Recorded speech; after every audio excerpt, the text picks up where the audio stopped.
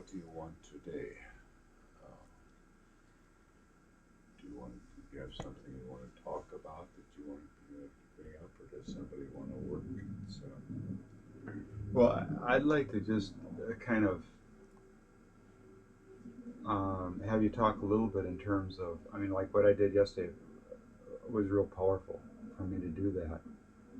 And there's a thing of like turning it into a wonderful memory, you know, or making it. What do you mean turning it into a wonderful memory? Well, in terms of that's what happened, or to use it as a tool, you know, to continue to change my life. I'm looking at it as for myself and also in terms of working with other people, you know, and using this work as a therapeutic tool, you know, as well as a... Of course, the whole point is that you really can't use it as a tool in that sense. Mm-hmm. I mean, it is what it is. That's very left brain, uh-huh. what you're saying there, you know. Uh-huh. That's like saying, okay, how do I solve this problem? There is no problem, it's just to experience. Uh-huh. You know, how do I have this experience? I would say, with respect to the experience you had yesterday, just recall it, remember it. Don't start to try to figure out how you're going to manipulate it. Mm-hmm. You see what I'm saying? Mm-hmm. It's just one more experience, and it may well be a seminal experience or a peak experience. It may be a turning point. Mm-hmm. It may be a point at which you consciously realize things instead of trying to figure out how to use it, which is a typical American attitude. Mm-hmm. You know, which goes hand in hand with everything is a problem. What's the solution? Or everything is a question that has to be answered. What's the answer? You might apply to, you now have this, you've had this experience. It's now a memory. Of course, it has had an effect on your psyche, mm-hmm. but you can't pick that up and hold it with your hand, because you'd be splitting yourself. I am doing this with myself. Mm-hmm. Instead, just look at it the same way as I've been asking you to look at the plant. What more is there? What is there in the experience that I'm not seeing? Now, if you go at that, ask that question, and then try to figure that out as a problem, you will probably kill the experience. Mm-hmm. More wonder. But just wonder. Yeah. I wonder what else. I wonder as I wander. Mm-hmm. Just wondering about it as opposed to figuring it out. Mm-hmm. And there certainly is a lot to wonder about. You can think back, you know, you can say, gee, did I remember what that was like, you know, et cetera, and I wonder what other experiences. Consider dream work, where most therapists sell themselves and their clients short as they try to interpret dreams. Mm-hmm. And dreams are not there to be symbolized and interpreted. Dreams are there. They're an opportunity when we look at them to look for what additional experience is in the dream. Mm. And as you know, when we do dream work, that's the way we do it. Mm-hmm. Well, you had a dream yesterday. Mm. You look back at it now, it's just a dream. It no longer exists. Mm-hmm. So it's a dream. What other experience is there in that dream that you're not yet seeing, not aware of, not experiencing consciously? You capiche what I'm saying? Yeah, that really helps a lot, because it. You see how easy it is in our desire to, in our enthusiasm for something, to kill it. Mm-hmm. Yeah. Well, even that's why, like yesterday after the work, it's like, you know, I almost didn't want to talk about it because it was just so powerful in itself that try to turn it into words. And I still feel that way about it, but I was kind of trying to look in terms of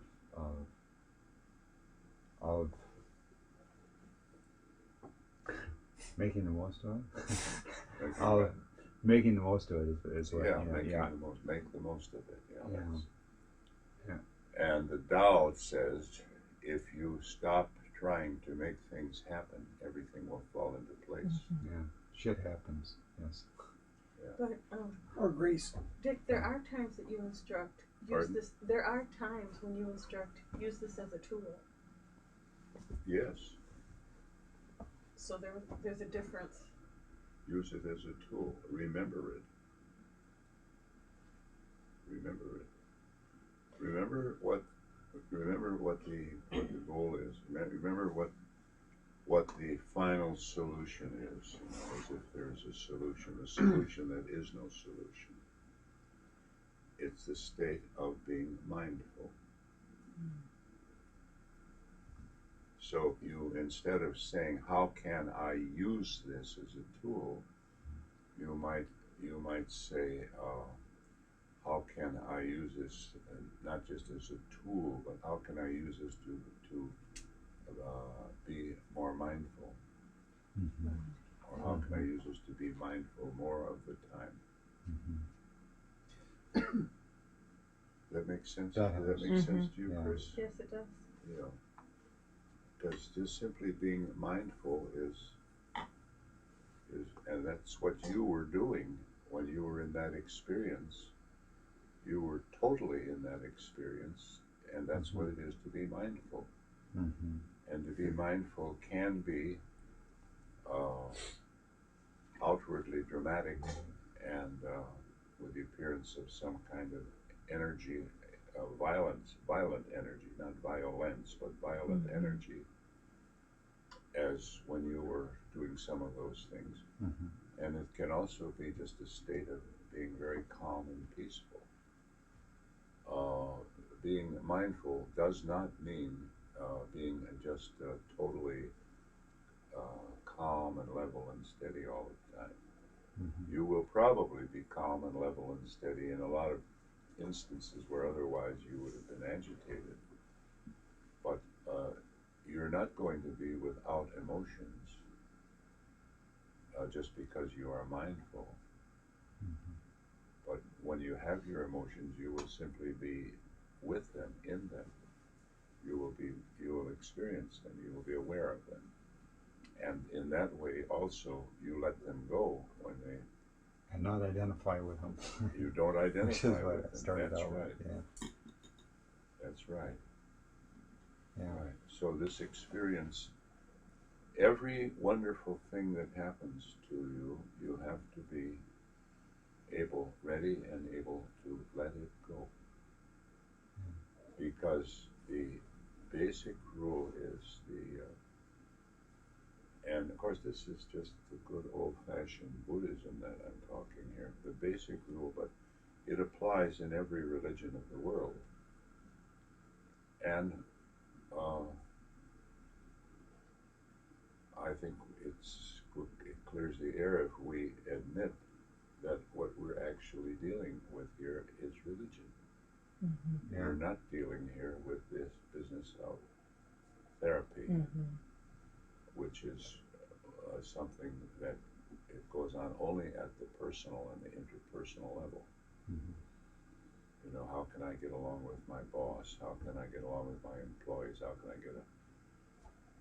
can I get better communication with my spouse? How can I get better communication with my parents or my children? Or how can I get over this or over that? The personal. And that's what has to be cleared out. That has to be taken care of, and that has to be worked with. But what do you do after you have worked with that, after you have taken care of it? Then what? You know, it's like the man whose goal is to have $10 million. And he works very hard and furious seriously and devotes himself to it day and night. And by the time he's 40 years old, he's got $10 million. Okay, he's got it now. What now? And does he bust his ass trying to get another 10 million? Lots of people do, because it's all that they know how to do. Yeah. So what, what then? So you have worked through all your personal stuff. What now? Is that all there is? Wondering what life and death are about. Yeah. Right. So the first rule is everything is transient. That's the first thing we have to know. Everything is transient. And that may be at times a source for some sadness. But even the sadness doesn't have to be very deep, because that which passes comes again. If some beautiful thing passed and were replaced by some ugly thing, and then that ugly thing were to remain forever, then we'd be in the soup. But it's not that way. The beautiful thing passes and is replaced by the ugly thing, and then the ugly thing passes. Now, that enables us to actually find strength in the knowledge that everything passes, that nothing is permanent. And if you look at your question toward me, I think you'll see that behind it is a little bit the thing, how do I make this permanent? Or how do I get some degree of, some kind of permanency out of it?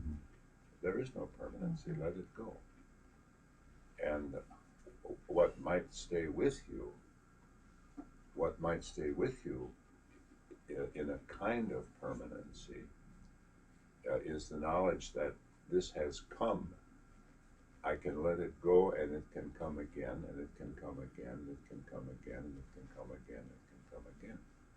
But the idea of entering that state to stay in it, then you're just freezing yourself into another situation. And that state would become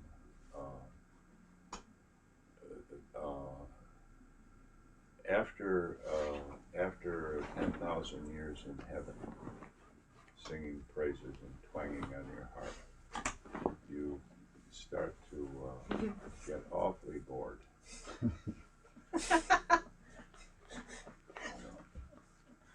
And you just did day one yesterday. In some of the Ascended Masters teachings, there's one thing I run into about the angels are running through heaven and trying to convince people who are in heaven that this is just a manufactured illusion, and when they come back and join the human race. Yeah. And as well as they're down in this thing called hell, doing the same thing. And I thought it was really neat that, as far as the angels were concerned, both of them were illusions, and they were equal illusions. Yeah.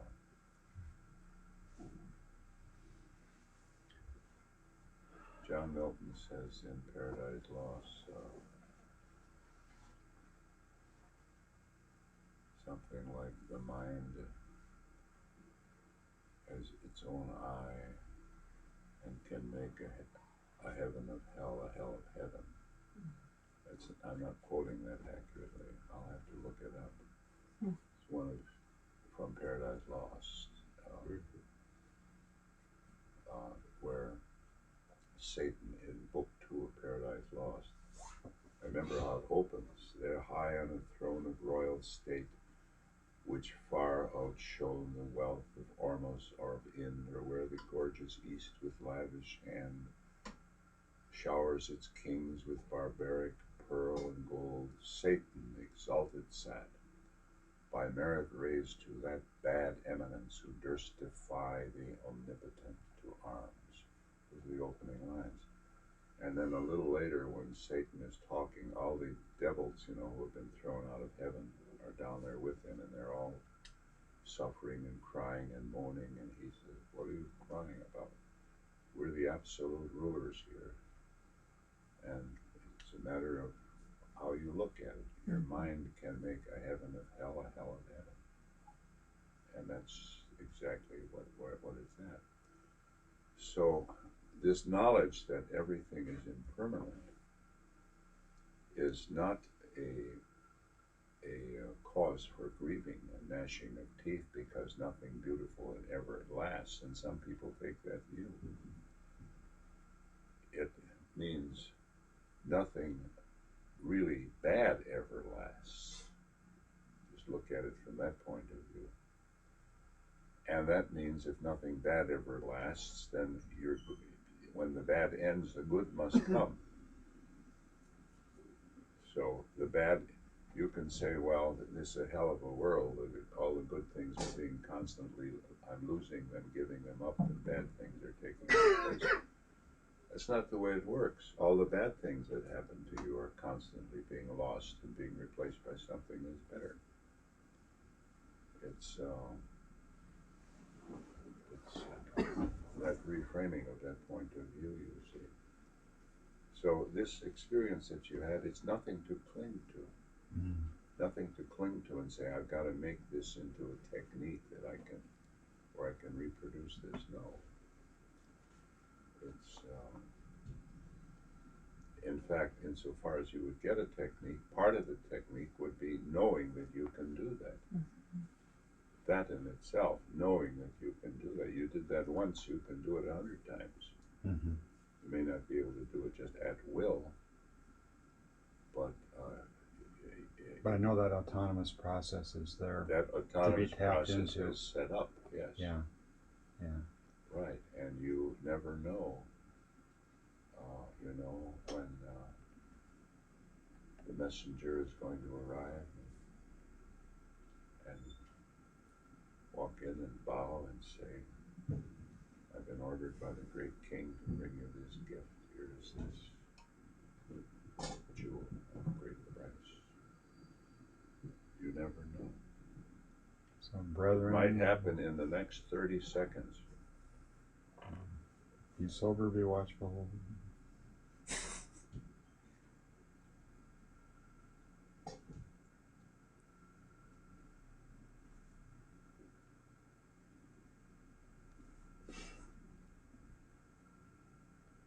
No, it didn't happen in that 30 seconds. That doesn't mean it might not happen. This is the significance of that parable in the New Testament of the 7 foolish virgins. Is it 7 or 12? Foolish virgins and the wise virgins. In those days, when a wealthy man, that is, they were the only ones who counted. The rest were just servants and slaves. When a wealthy man would marry someone, there would be no one in his village that he could marry. He owned the village, and he'd have to marry a daughter of some lord who owned a village over there. And when that marriage had been arranged, the bridegroom would travel there in the morning. And this is still done in some parts of the world with an entourage, and present himself, and the father of the bride would give him the bride, and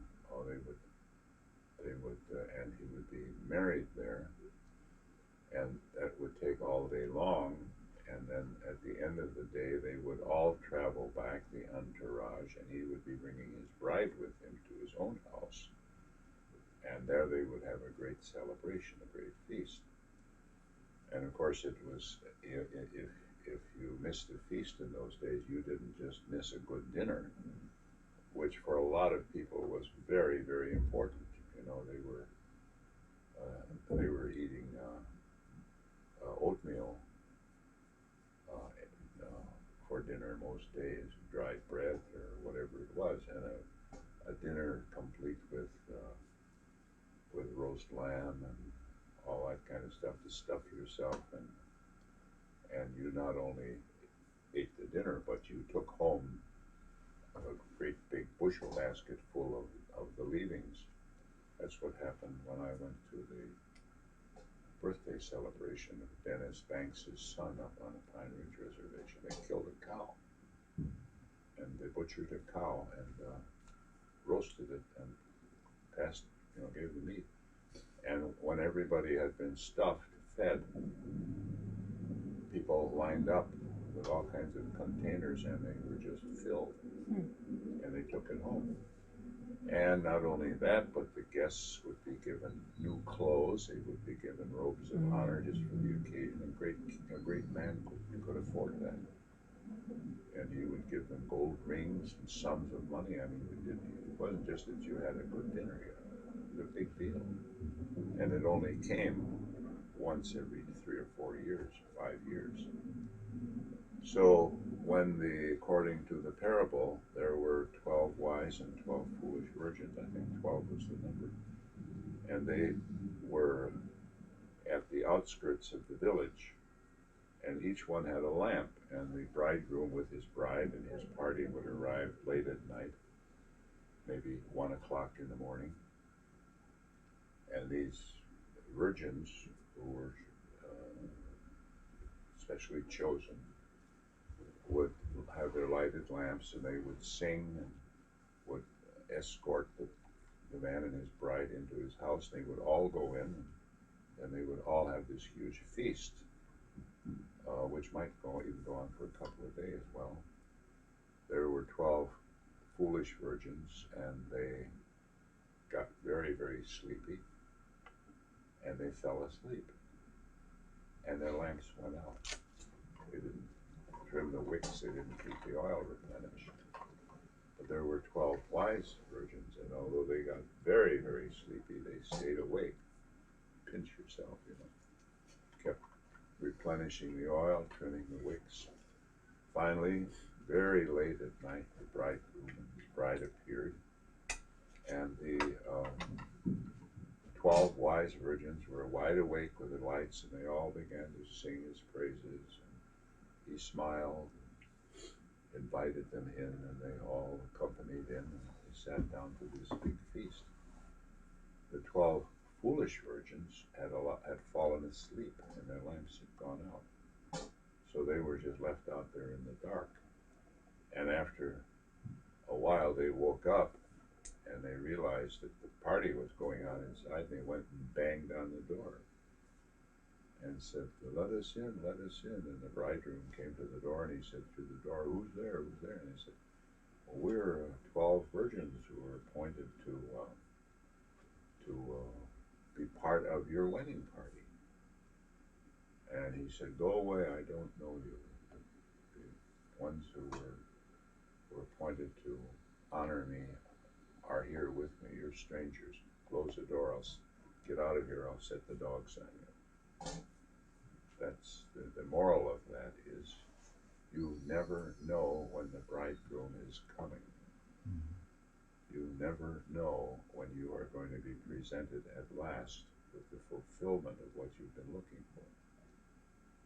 So don't go to sleep. Stay awake. And of course, with Western efficiency, what we want to do, and with our reliance on what we call science, which is really not science, it's scientism. Thinking that we can make everything happen. If we just know how it works, we can make it happen. We have the idea that we can call the bridegroom in whenever we feel like it. We don't. No. You have to stay awake. That is, you have to practice self-remembering. You have to stay. You have to keep looking at that plant, at that person, at that landscape, at that cockroach just crawled out of the woodwork, at that poisonous snake, at that beautiful flower, whatever it is, you have to keep looking at it. Or that experience that you have had with the attitude, what more is there that I'm not getting?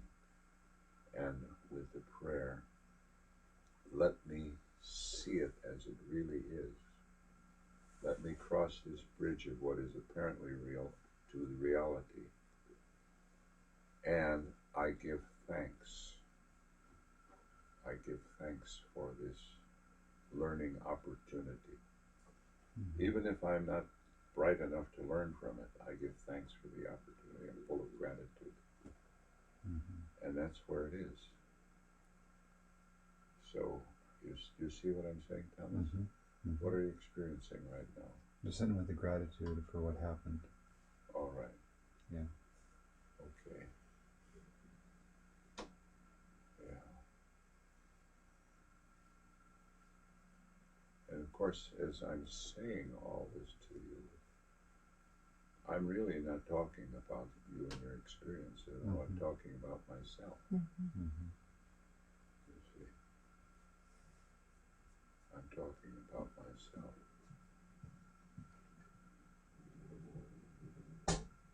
So here I am, you know, I'll be 79 years old in about 5 or 6 days, 4 or 5 days.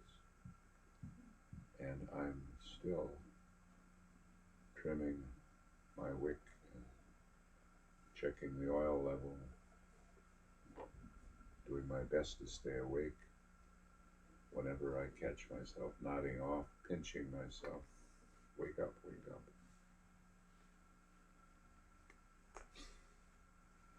And you don't wake up to something that is wonderful and strange. You just wake up to the ordinary. To the ordinary. The Japanese, some of the Zen people, the Japanese, refer to it as the suchness of things. It's just so and so. To really wake up and see, and experience what that is really like. It's so and so. It's such an experience. It's not that, it's not that, it's not that, it's not suchness. And you never know when you're going to see just one more cockroach crawling out of the woodwork, and when you're going to see a bejeweled scarab that is worth $10 million to, just figuratively speaking. You never know. You never know. And don't hold your breath, because it may be a long, long time. But don't fall asleep, because it may be in the next 30 seconds. No, not that 30 seconds, but it might have. I used to say, years ago, I used to say to people when I was trying to make this point, I was making the same point 20 years ago, but I didn't understand it and realize it as completely as I do now. I realize it with a greater depth, with a greater maturity, I suppose. I used to say, who knows what will happen in the next 30 seconds? Let's see. I'll say the little white dog that my father brought home when I was 3 years old, brought it home from work with him in his overcoat pocket. A little tiny puppy. That was my companion for about 13 years. That little dog might suddenly walk in the door. Wait. 30 seconds. No, it didn't happen. It might have happened. And it might happen now in the next 30. So keep looking. Keep awake. Capiche? Yeah. What I'm going through, what he said, 6 years ago, the three of us and a bunch of other people did this thing called Seminar 5. And it was an experience of learning what's not in the world the first week, and the second week was learning living awareness. And what you're saying is describing living awareness or living consciousness, conscious awareness. I'm just sitting here smiling because us three have a common experience with that. And it's just nice to hear it again from a different source 6 years later. Yeah. Yeah, it could be called living awareness, sure. There are many, many different names for it. It's principle and is basically part of what Aldous Huxley called the perennial philosophy, and what I in that article called the perennial therapy. Well, okay. Anything else or anything in addition on that subject? Whatever. Just one thing about today, that 4 of us do want to work, so we will Well, you're take in perfect responsibility. charge of that. You control that. We have so much time, and I'm perfectly happy to work. So what do you want to do now? At 10 o'clock we move though, right? If you choose, we can stay here. It's in 20 minutes. And we would be moving back to the same place we were yesterday morning. Yes, and then we move back here in the afternoon. Should have one person work, and then whenever they finish working, then go downstairs. Oh yeah, we wouldn't have to go at 10. We have it. We We have go that at airspace 10:30. until noon, right? Or we have it till 1, actually, I suppose.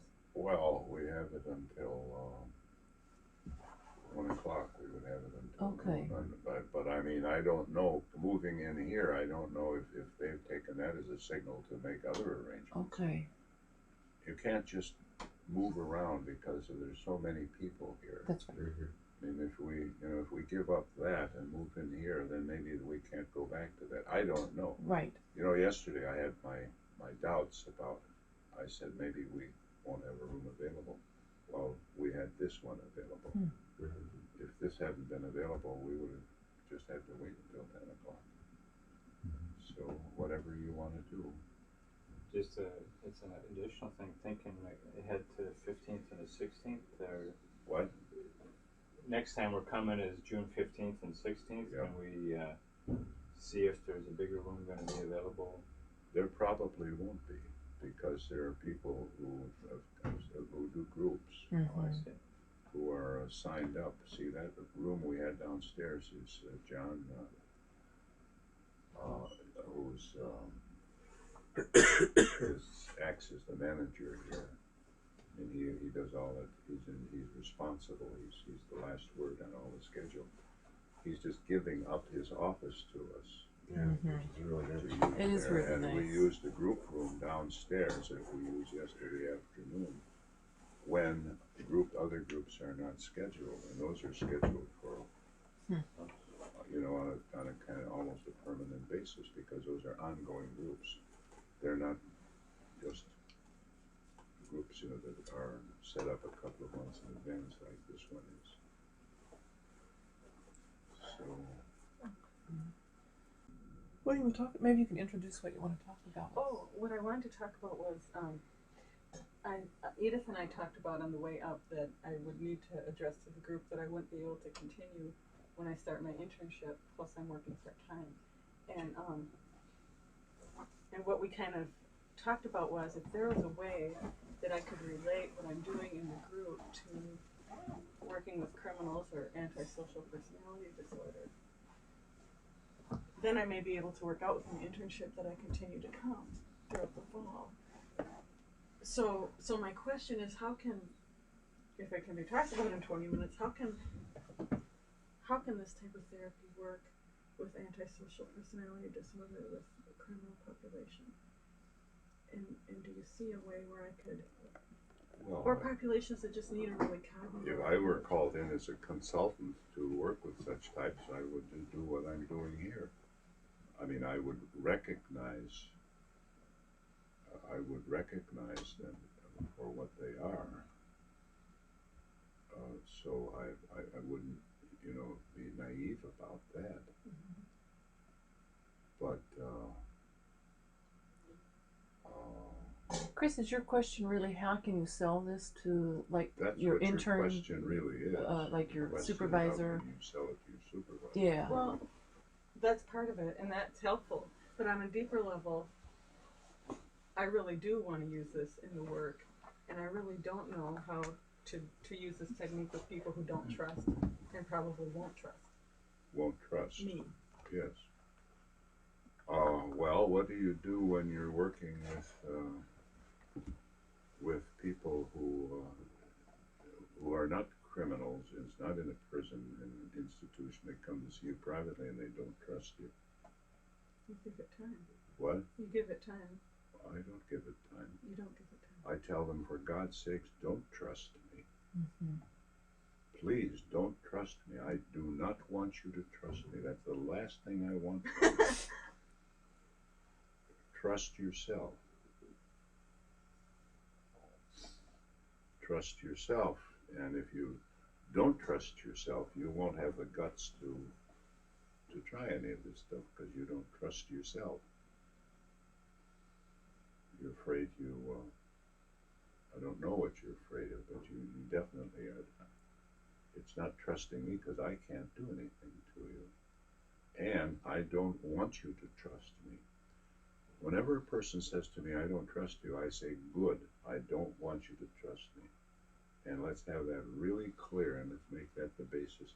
I want you to trust yourself if you're able to. And if you're not, there's nothing I can do for you. Don't get sucked in. Don't ever get sucked in by any client, whether it's a criminal type or whether it's someone in your private practice. Don't ever get sucked into that game. I'm the therapist. You're the client. You're starting to play a game with me. The game is try to make me trust you. Mm-hmm. And the harder I try, the more you smile and say, I don't quite trust you. Mm-hmm. And I say, I don't want you to trust me. That's the last thing you could do that would be useful to anybody. You're not a kid. You're not a little child that has to trust some adult. You see, that's what the whole thing of therapist trust is based on, that false assumption that the client is a child who must trust mm-hmm. the therapist, who is the good parent. Mm-hmm. Well, I'm not your good parent. You see, I'm just a person who has had certain experiences, and I know certain things that you may not know. Maybe you do. I don't know if you do or not. You may not know them. And I present these to you, and you might find they're very useful to you if you try them out for yourself. But please don't take them on trust, because if you take them on trust, you're just blowing the whole thing right away. Because the whole thing is not to take anything on trust. And the reason you're so distrustful is because you insisted on trusting people in the past, long, long ago, and they let you down. Mm-hmm. Well, don't trust anybody. Mm-hmm. Don't trust anybody. What are you experiencing right now, Chris? It sort of blew something, didn't it? Yeah. And I was thinking that part of the reason I thought this work worked so well for me was because I trust you so completely. And No. what I realized is I trust myself, and if it doesn't feel right, I can say, I ain't gonna try that. That's right. And I hadn't. That's right. You don't trust me. You trust yourself completely. And so you're perfectly willing to go along with all kinds of things. I might ask you to say this, and you, on the one hand, know that you say, well, that's not true, but you go ahead and say it. But there's also, I mean, part of it is, I think, somewhat the therapist modeling that, because you do trust yourself in this process, and so it models right. it to the client. That's what I would do. That's if right. you are in my position, you can model it for That's right. whoever is there. That's right. Yeah. Yes, it is a modeling. Mm-hmm. if I was, I think there's a trust too of going into the water together. That's right. And if I don't trust that you're going to be going into the water with me, that Go into the water. yeah, that I'm not going to go in and feel like I'm going to. It's still a matter of trusting yourself. That's right. It is a matter of trusting myself, but I. And there's nothing. That's the point. But I think there's a matter of trust on. Well, there, you're saying it's a matter of trusting myself, but there's no but. No, I don't see it that way. You either trust yourself to go into the water with me or not. You Right. trust yourself. I trust myself. Yeah, you're not trusting me. I'm trusting that. I'm trusting myself that as I go in, that you're going to be somewhere around. But you're trusting that you have the capacity to assess that. Right. And so it's still about your own abilities and capabilities. You're saying, I can assess whether he will be around or not. And I'm Right. trusting that I can assess that. Yes. Yeah. The way I'm looking at it is, Dick's going in the water, you know, and he knows that, and so I can sense it, and I can go in or not. Yeah, but and the final thing is whether or not you trust yourself. That's right. You trust yourself. what I sense, there's two very similar dynamics we're discussing. One is trust, and the other one implies transference of authority. See, if I trust somebody, am I giving them my authority? Because so much in our society, That's right. that's what happens. But That's exactly right. they're very different. One is trust, and the other one is, can I keep my authority when I trust you? No, the thing is, if you trust a person, if you're basing it on trust, you are not depending on yourself. You are. This is the thing. This is what trusting myself means. Suppose I trust that person.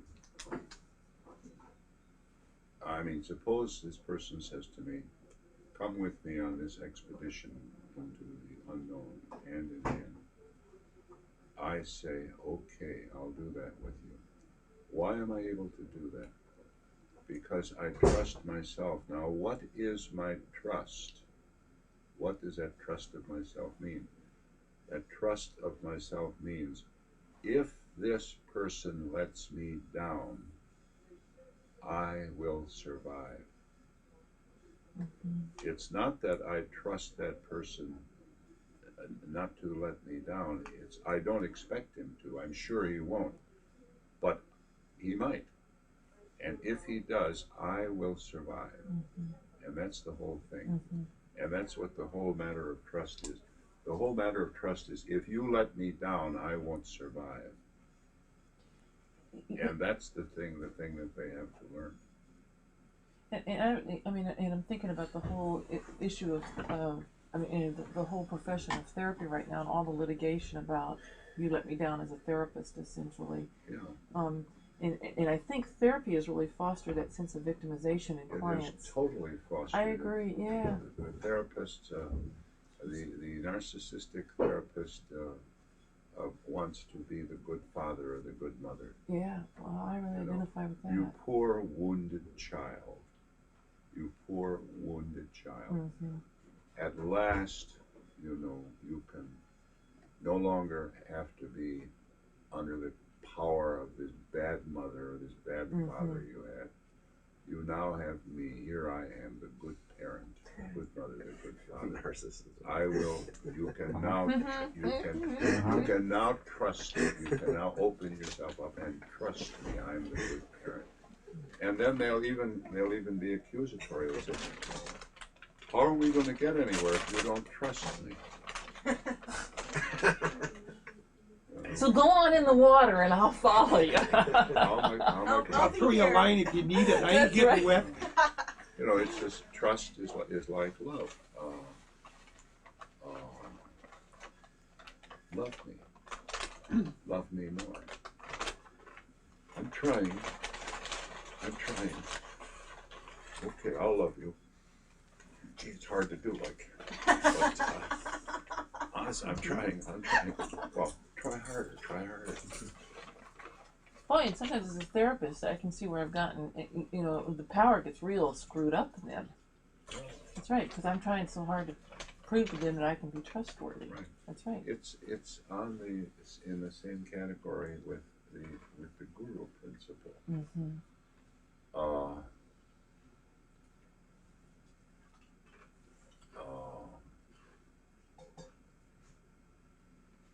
You look at the gurus. Look at what's her name? Guru Mai. No, I haven't seen it in her yet, but I'm waiting for it to happen.